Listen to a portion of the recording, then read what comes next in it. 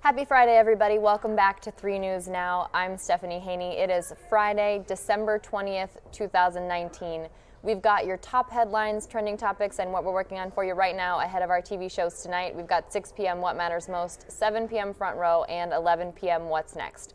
All right, here's what we're going to talk about today.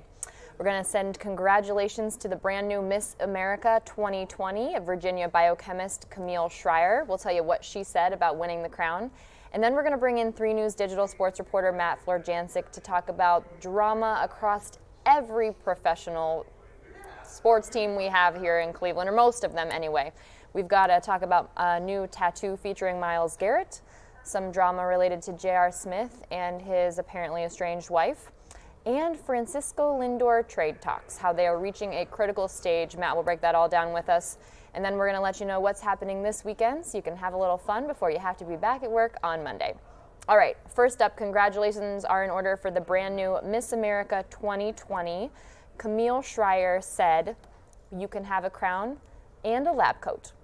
Camille Schreier is a biochemist from Virginia, and she says she hopes to break stereotypes about what it means to be Miss America in 2020. There have been a lot of changes to the pageant in recent years. There's no more swimsuit competition, and it's now referred to as a job. So this is treated as an audition for a job. So the 24-year-old took home the crown last night in Connecticut, and she won with a science experiment. This is the first time a Miss America winner has performed a science experiment for the talent portion of the competition. She used hydrogen peroxide, and then in this experiment, when it comes in contact with potassium iodide, it basically sends a bunch of things shooting in the air. It's also known as elephant toothpaste. It's very cool. We have an image of that up on WKYC.com. That's what you're seeing right now. She also won a $50,000 scholarship for taking home the crown. So again, congratulations to Camille. As she says, you can have a crown and a lab coat. You can also just have a crown. You can also just have a lab coat. That's not from Camille, that's from me. You should just live your life out there, and we should just support each other and let people enjoy what they're doing. Congratulations to Camille. All right, now we're going to bring in 3 News sports reporter Matt Florjancic, and we are going to talk about the drama in the sports world today. First up, Matt, thanks for joining us here on the live stream. Always great to be on with you. We appreciate it. And so tell me what's going on with the new way that the moment that ended Myles Garrett's season with the Browns is being immortalized. Yeah, it's reached the ink stage, and by that I mean it has turned itself into a tattoo studio out of the Dallas area of Texas. Recently shared a picture of the tattoo, and as you can see right here, it's a pretty unique design. It features almost a picturesque version of Myles Garrett's helmet swing over the head of Mason Rudolph, followed by some other Browns details on it. But it perfectly captures the moment that the Browns season took a sharp right turn in the wrong direction. I will say, though, that's nicely done. Some beautiful tattoo work. Yeah. And I can say that not as an expert, but expert adjacent. My brother is a tattoo artist. Okay. Down in Canton. It is a beautiful tattoo. That happened during the 21-7 victory over the Steelers here at First Energy Stadium in Cleveland. Unfortunately, when we met the Steelers the second time, we were not so lucky. Yeah, they handled their business in the second, the second, third, and fourth quarters to finish out a victory over the Browns in what was a must-win game for the Browns. And as we've seen, when that phrase gets attached to a game, the Browns seem to come up short. Yes, unfortunately so. We've got another big game this weekend, though. Sunday, the last home game for the Browns against the Baltimore Ravens, who we have beat once in Baltimore. You're being optimistic. I'm just going to give you credit right here for being optimistic. I'm leaning more towards the realist pessimist side of the equation. I don't think it's going to be a very fun afternoon for those in orange and brown down by the lakefront. We were talking about this a little earlier, and I was saying the Ravens are in the middle of a 10-game win streak. That's kind of hard to keep up. It would be really great if the Browns are the team to break that streak. We'll see what happens. Again, the eternal optimist. The Browns were the ones that, on the bookends of the 10-game win streak, the Browns have an opportunity to be the ones that last beat the Ravens and the one that next beat the Ravens. And there have been a lot of teams, a lot of very talented teams that have gone up against Baltimore and gotten run off the field. So, maybe maybe throwing good vibes their way might end up with a victory on Good vibes. on Sunday. Throwing those good vibes. All right, now we'll take it to the basketball arena. This is not a current Cleveland Cavalier, but former Cleveland Cavalier. That is a mouthful right now. Former Cleveland Cavalier J.R. Smith responding to claims of infidelity from his wife. Yeah, very uncomfortable situation. It stems from an Instagram video that was posted by J.R. Smith's wife, where she went basically on a 10-minute prayer, praying for her husband and his infidelities, and then the woman who is allegedly in a relationship with J.R. Smith for putting, as Jewel Harris put it, hands on her marriage. So a very, very uncomfortable situation all the way around for Harris, for Smith, and for the third party involved here. Not a good look across anything. You hate to see these things reach the point where they become in the public forum because somebody shares it on social media, and then the response on social media from J.R. Smith basically saying, hey, look, we've been separated for months now.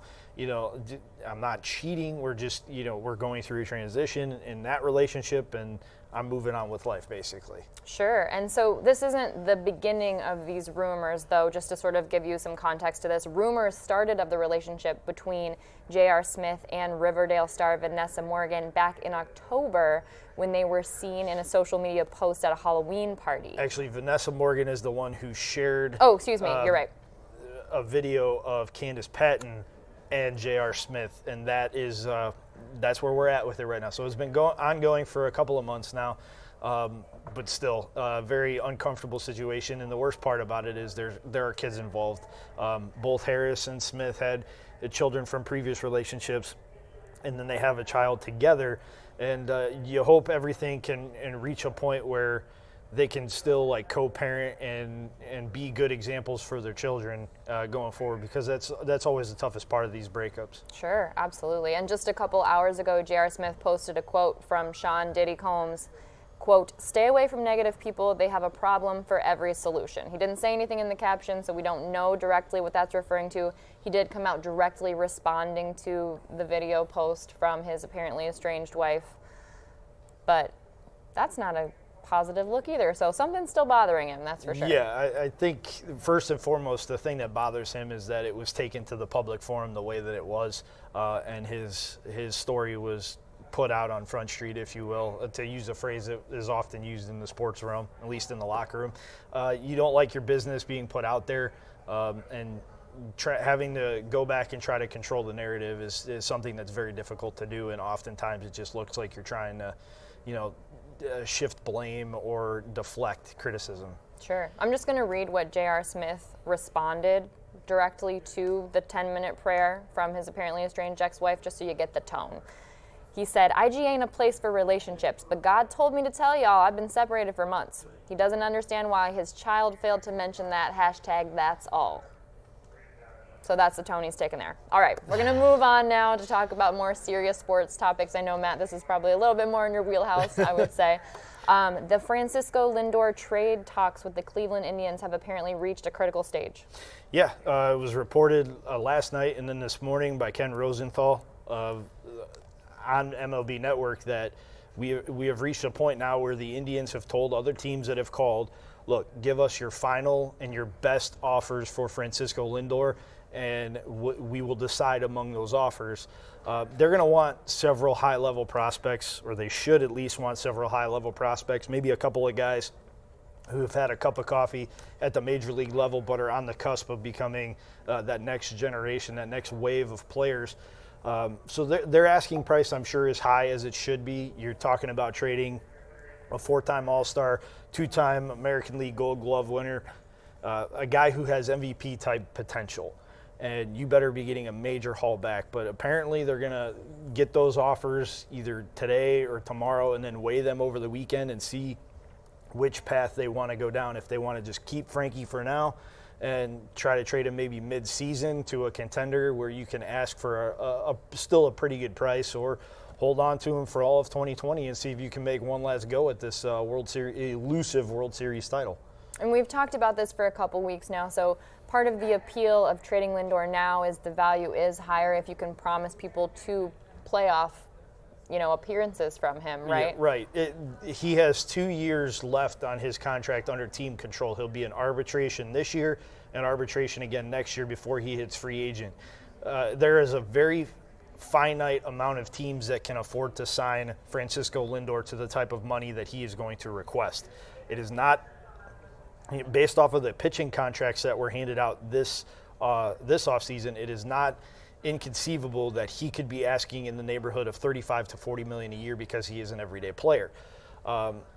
So the teams that are in the market now for him in the trade know that this is basically a 2-year rental, unless you're in a big market like LA with the Dodgers. They could probably make him very happy and make a deal that would work for all parties. But we've heard teams like the Padres, teams like the Reds, and the Dodgers are all in the mix, and then the outlier is the Yankees. They've been rumored less than the other teams, but they're still out there, and anytime the Yankees are involved, usually they end up getting the guy they want.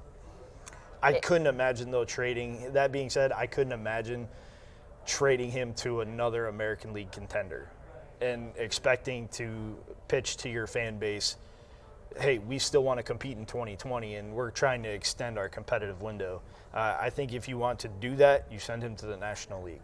Sure. And the Indians did just finalize the trade with pitcher Corey Kluber. That just happened recently. Yeah, that happened over the weekend. It happened on Sunday, right before the Browns kicked off their game against Arizona. Parting ways with Kluber made a little bit more sense because realistically you have him for this year, and then he could likely walk after that. But it made sense because you don't know what you're going to get out of him this year, and the fact that you were able to get something in return, and a hard-throwing reliever at that out of the bullpen that can hit triple digits on the radar gun, that's a pretty good deal. They're going to look for a little bit better of a deal, though, when it comes to Frankie, because he's still young. I don't even know that he's reached his prime yet, and he is going to continue to be a special player for a long time in this game, and the game is very lucky to have him, and I know that they want him in a bigger market than Cleveland, too. All right, well, we'll be keeping an eye on that, Matt. We know you'll be continuing to cover this, and as soon as anything is final and definite, you will find it on WKYC.com. Hopefully that doesn't happen, but if it does, we'll be ready. All right, thanks, Matt. We appreciate it. Always appreciate the time, Stephanie. And as we had mentioned this weekend, the Browns' final home game is on Sunday. That kickoff is at 1 p.m. But if you're looking for other things to do, we have a whole list as well. We have our weekend guide up to let you know what's happening in Northeast Ohio this weekend up on WKYC.com. For those of you who are into snow sports, you'll be very excited to know that Boston Mills Brandywine Ski Resorts opens today. There are no more season passes available, but you can still get day passes. We do have that in the story on WKYC.com, the link to that. If you are a fan of National Lampoon's Christmas Vacation, you will be very excited to know that Chevy Chase is in town. Yes, Clark Griswold himself. He will be down in Akron tonight at 7 p.m. for the 30th anniversary screening of National Lampoon's Christmas Vacation. After the movie, Chevy will be holding a live question and answer session. He'll talk about the making of the movie, other TV shows, other movies that he's been a part of. This is all happening tonight at the Akron Civic Theater at 7 p.m. You can check for those tickets. The link is in the article on WKYC.com. Now, if you don't have enough running around to do, if you're getting ready for the holiday coming up, you might want to take part in the Selfless Elf 5K. This is the 7th year running for this event, and it benefits the Akron-Canton Regional Food Bank. Runners and walkers are welcome, and it is strongly encouraged that people show up in festive, holiday-themed costumes. Now, here's something to keep in mind. In the past, they have allowed pets at this Run-Walk 5K, but they are asking no pets this year, please, in consideration for the safety of the runners and the human guests. The course begins and ends at the Akron-Canton Regional Food Bank, and you can do same-day registration if you want to register tomorrow morning. That's at 6:30 a.m. If you're already registered in advance, you actually save $5. It's $35 if you register in advance, and the race starts at 8 a.m., so you get a little bit extra sleep.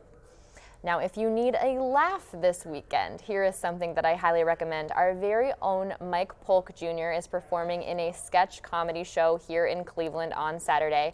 That event is called A Very Last Call Cleveland Christmas. Here's how they described it, and I'm willing to bet that Mike Polk actually wrote this personally himself. Quote, a chance to ditch the family for a night of drinking and laughter without the next day awkwardness, end quote. Guaranteed to be a good time. Many of the people that work here have actually seen the show and told me. I haven't had a chance to make it out there yet, but highly considering going this weekend if I can ditch the family parties that I have going on. There will also be special guest comedian James Brassfield joining the Last Call Boys. This is happening at the Winchester Music Tavern in Lakewood Saturday night. The show starts at 9 p.m., but the doors open at 8 p.m. And it's highly recommended that you get those tickets in advance. Again, that link is in the story on WKYC.com. Thank you very much for joining us here on 3 News Now. We appreciate you being a part of our stream, whether it's in our 3 News app, on WKYC.com, on Facebook, or on YouTube. If you haven't yet found us on Facebook, you can find us there at facebook.com/WKYC.channel3. And you can also find our YouTube channel at youtube.com/user/WKYC-TV. While you're on our YouTube channel, go ahead and click that subscribe button, and then also click the bell so that you get notifications every single time we go live so that you can be a part of this conversation every afternoon. Let's keep this conversation going. You can reach out to me directly at _Stephanie Haney. That's on Twitter and Instagram. Let me know what you think about any of the stories we talked about today, or if you have any ideas that you'd like us to talk about in the future. Thanks for joining us, everyone. Have a wonderful weekend. I will see you back here on Monday. This is 3 News Now. I'm Stephanie Haney.